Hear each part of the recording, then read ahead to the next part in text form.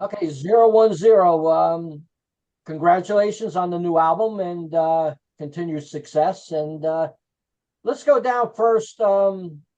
James, tell me before we get started about your other bands. Scroll, Scorn. Corn, It's a it's a it's a studio project I've had for about 20 years. right? Um, I've got probably 10 full-length albums out with it, Uh-huh. with me being, the focal point of it, but I've had different players for quite a long time over the years. And most recently I collaborated with a friend of mine, Paul Effecto, who's a pretty amazing instrumentalist, vocalist. He does all his own stuff online now, all by himself. He's pretty amazing. So, but I haven't. I've got some songs in the works, but I don't have anything out yet new. The last one was the last album was 2016, 2017. So it kind of wrapped up in this project. Cool, cool, cool. And tell me about your other not project, but I guess business, Crowhaven. Oh yeah, that's my woodworking business, and Nice stuff. yeah, I kind of retired from my regular job, Uh-huh. and I'm trying to get that off the ground. I've been doing that, you know, uh, on the side for quite a long time. So, but yeah, that's I make a lot of stuff, a lot of reclaimed barnwood stuff. I'll do anything actually. So But some of the material you did, really nice. You thank know, you, like them bird houses and stuff like that. I enjoyed looking. It was pretty cool. yeah. I Yeah. I don't like make Albus. birdhouses, but those things you probably saw, those are book rests. Okay, book rest. Yeah, they kind of look like a birdhouse, but Yeah.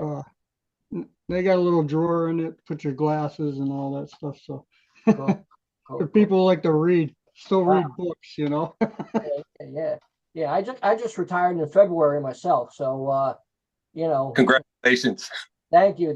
46 years in the same job. So it was Yeah, time to move on because they sold it to another company, the same company, but another branch, and they want to just liquidate all the people that are there, yeah, I know the feeling. you know? So Mark, do you have any other projects besides 010? I do a lot of jamming with friends, kind of impromptu parties, and I work on a Carole King tribute, maybe about once a month or so.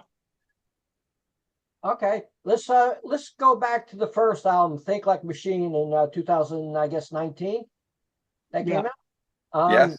13 tracks. You sure did give the fans a good amount of music on that album.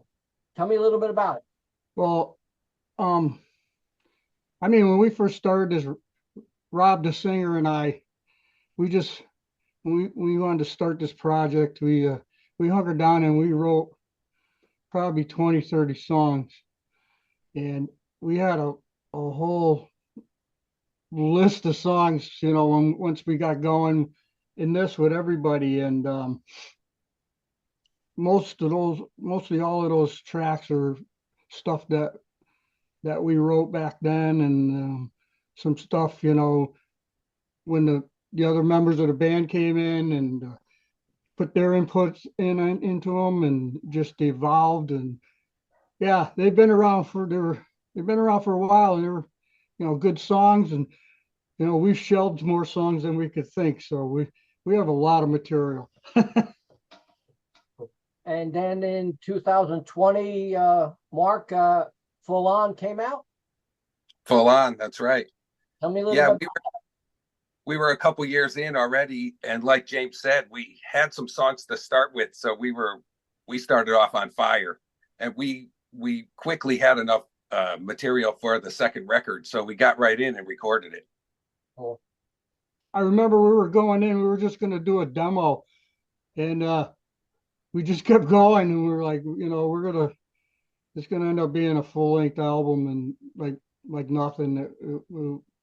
It's what it became. So yeah, it was a lot of fun. Cool, cool. How difficult is it to make it in the music industry if you're a new band? Almost impossible. Yeah, Yeah, I believe it. Yeah, you have to really persevere, keep going, keep writing, keep playing, keep recording, keep talking, you know. Right, yeah. be lucky. Yeah. I can understand that because I get between 200 and 300 emails per day of people wanting press and stuff like that. So I could just imagine what it is to try to make it. Regardless if you have a great album or not, if people don't hear it, it ain't going nowhere. That's right. So, hopefully Deko could really give it a good push. Yes, At we're this hoping point in the the same game, thing. we're not young guys anymore. We've all been doing this for a long time. And I think that's what makes us, the way we are, how tight we are, because like I said, we've all been down the road. We've all been in other bands. We've all recorded. And so, we don't have any weird expectations that we're going to become rock stars and driving in tour buses and all that stuff. If that ever happened, that'd be great. I think we want people to hear our music. We want to play. Our strength is playing live, and that's all. We want to have fun at our old age. Like even when I was talking to Charlie at Deko, he sent me over you guys to do an interview and stuff like that, and I said I really never heard of them. And then he sent me the link for the album, and it blew me away. It was excellent. It's like a mixture of Led Zeppelin and Rival Sons. Like really good music, great vocals, great music altogether. All musicians on this album are phenomenal. So let's go down track by track and tell me a little bit about the perception, what in your mind, what it's like on each song.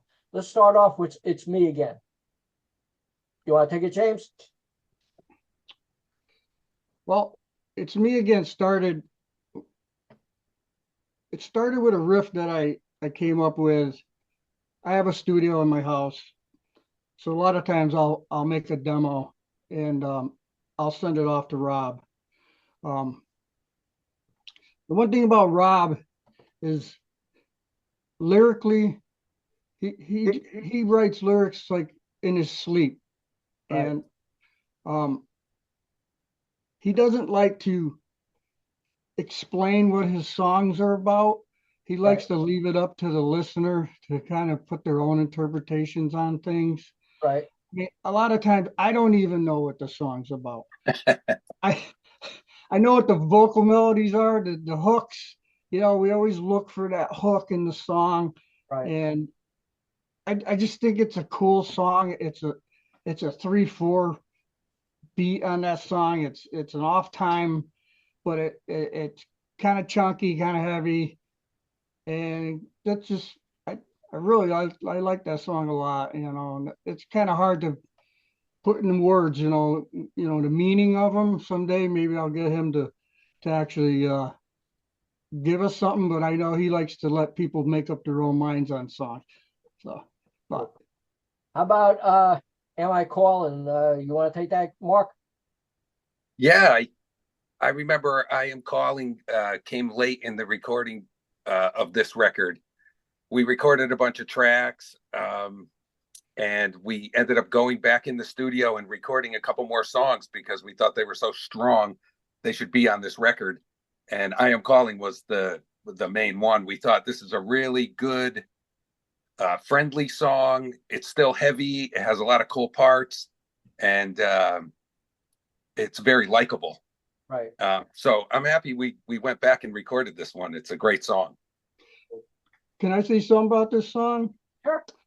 Yeah. Again, this is one I kind of wrote this in my studio at home, and it's a little bit of a mellow kind of ballady kind of song, but I sent it off to Rob, and when he came down here and just I had no idea what he was going to do, and when he laid his vocals down on this, and it, it blew me away. I mean, it just the hook, the feeling you get when you listen to it, it just invokes so many things. And yeah, it's a cool song. It's a little out of what what we normally do, but a lot of people really enjoy it. How about Crumble, James? You want to take that? Yeah, Crumble, we kind of came out of kind of a jam at the band room, between running through our sets. And I think I just came up with the riff, and then everybody kind of joined in. And, like I say, Rob's an encyclopedia of words. And, he's always got stuff written down on his iPad. And he just came out and just started ripping through some stuff. By the next practice, he had the whole thing written out. And that's another really cool jam. Got some good parts to it, and got that heavier kind of feel to it. We're not a metal band, but we all come from different backgrounds and play. I played a lot of metal bands over the years, and rock bands, blues bands, and everybody's done their thing. So I think that's the melting pot of what this band is. Really shines on some songs. Because no two songs are the same. Mark, how about Get in Line? Get in Line is a great song. It just blasts off right from the start. It's another one we recorded later on in the process, and it just that catchy riff, and we got a big part in the middle. That song really rocks out.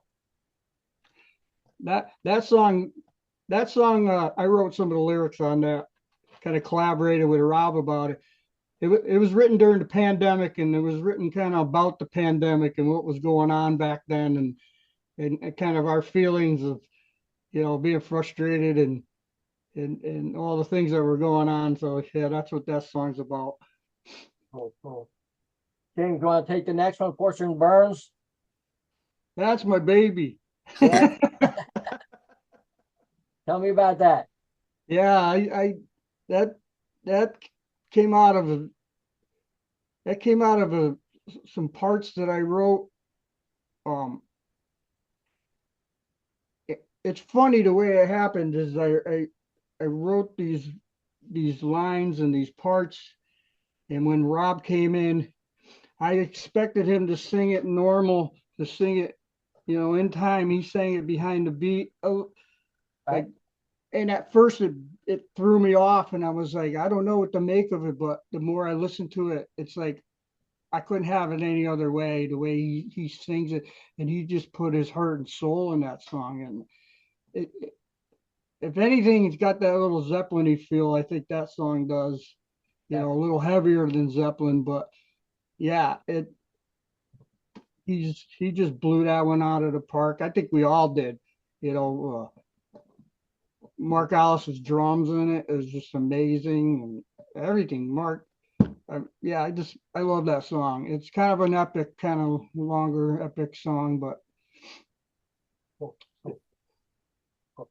Mark, how about Traces of Yesterday? Traces of Yesterday is interesting.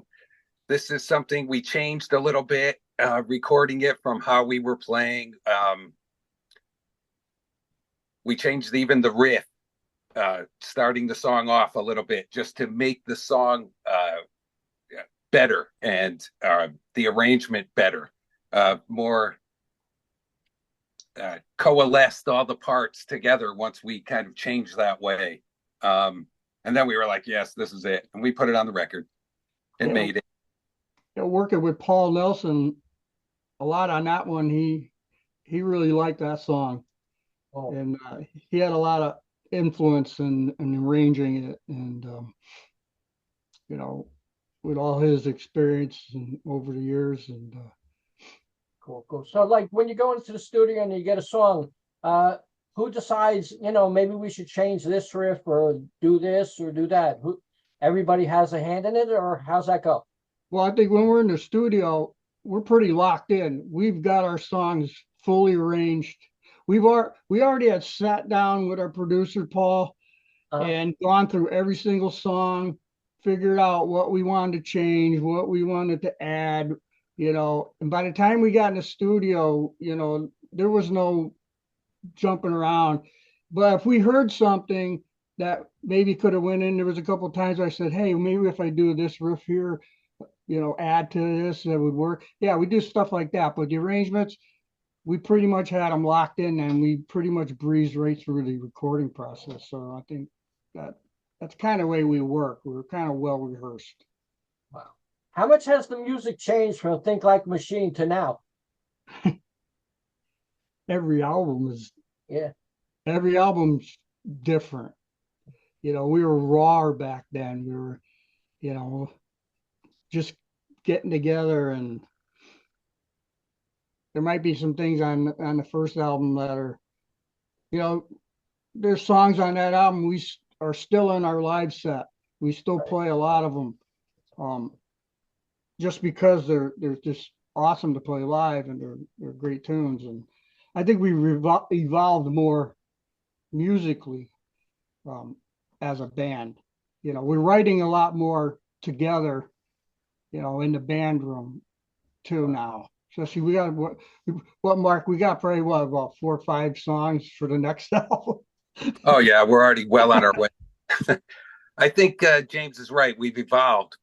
We're more conscious of arrangement, more conscious of working together, more used to working with a producer now.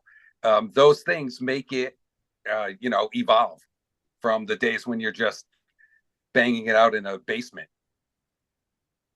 Now, I'm sorry.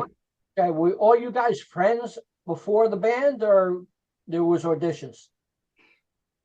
We did know each other in certain capacities. Rob and Mark had played together in the past. James and Rob had just been working together. I knew Rob from the early days, just being a musician in the area. So we knew each other, but we weren't like, a group of friends that grew up together. Right. Yeah, Rob and I were in a band back in the early 2000s too, together. And, yeah, we've all been around. We may have not totally known, everyone, but we all knew of each other. James, tell me about Bullets and Diamonds. That's kind of a quirky little song. Kind of came out in the band when we were rehearsing one day, and I just kind of played this little riff. And Mark, of course, when Rob gets the urge, he just jumps right in and starts. So it just kind of evolved out of jamming in the band room, and yeah, it's kind of a different song, but it's kind of cool. I like it a lot. Rob, he's got his own spin on the lyrics, and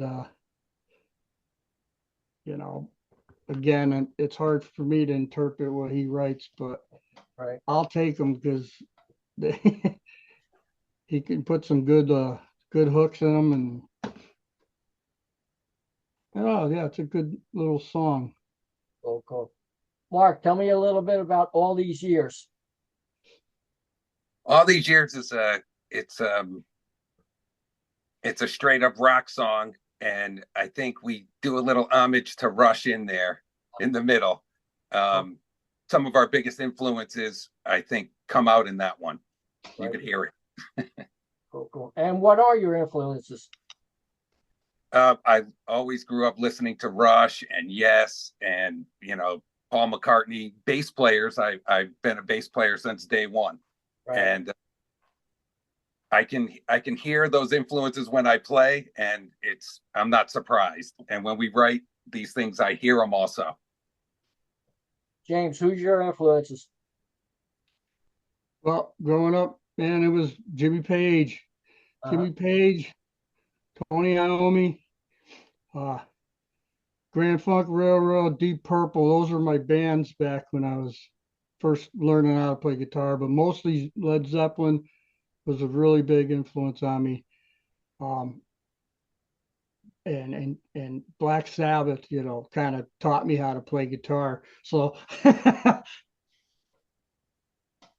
James, tell me a little bit about Two Good Legs. Two Good Legs is, I kind of came up with that riff, kind of said to Rob, this is kind of swampy.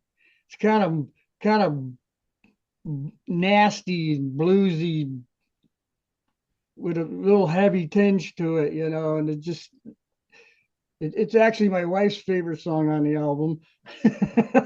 But yeah, it to me it's got some grit. It's kind of like the song off the first album, The Water's Red. It's kind of that same vein. It's got that nasty, gritty, swampy sound to it, and drop D kind of bluesy. I don't know. That's about how I can explain it. Kind of Okay, a fun song. cool. Mark, tell me about the last track. You Knock Me Out.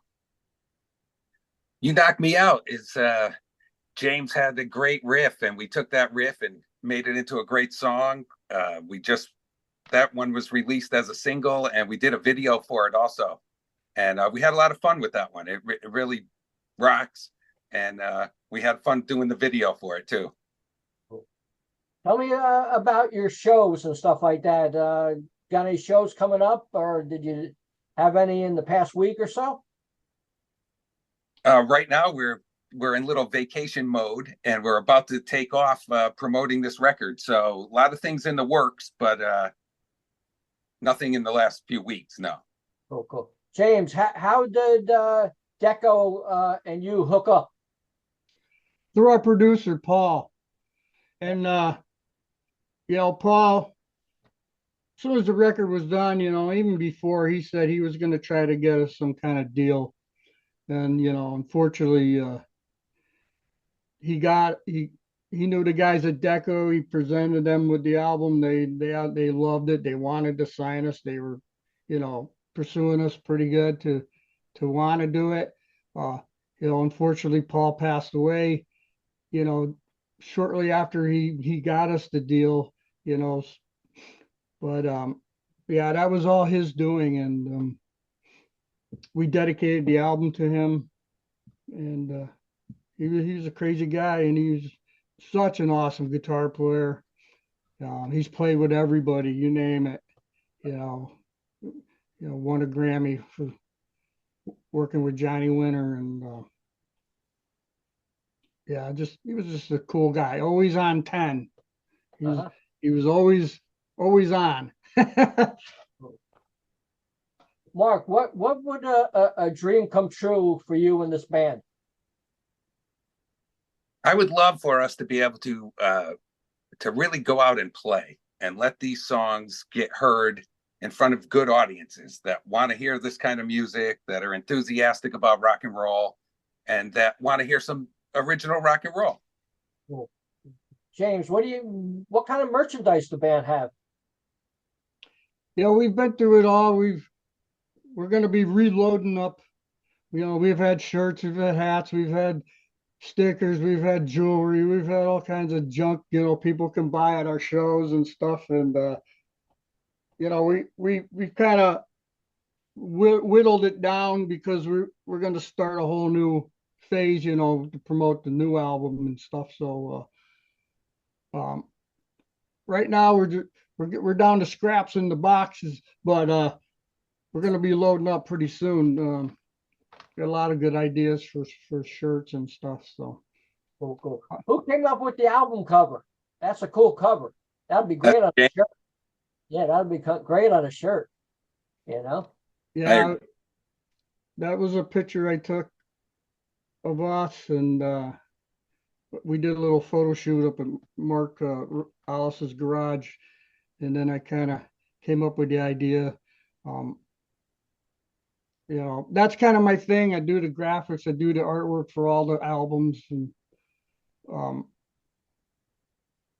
kind of ran that through. Actually, that was going to be that front cover. That, I'll be honest, that was going to be the back cover, and the back cover was going to be the front cover. And everybody's like, no, we want that picture of us to be the front cover. So I kind of got voted out on that one, but that's how it went. I think you nailed it because that cover's awesome. You know, Yeah, very Looks cool. great. Yeah. Mark has that on his drum head. Yeah. Cool. So will there be a next single or what's next? Yeah, we're gonna have another single. Right now, it's "I Am Calling" is our single that's out now. Well, now the whole album's out, so so I'm not sure. Um, I got some ideas. I'm sure everybody in the band's got an idea what they want to release. So when we get together, in probably about a week or so, we're gonna get together and we can discuss stuff like that. And but right now, you can go on and listen to the whole album. Well, what kind of format is this album out on? Is it on vinyl too? Yeah.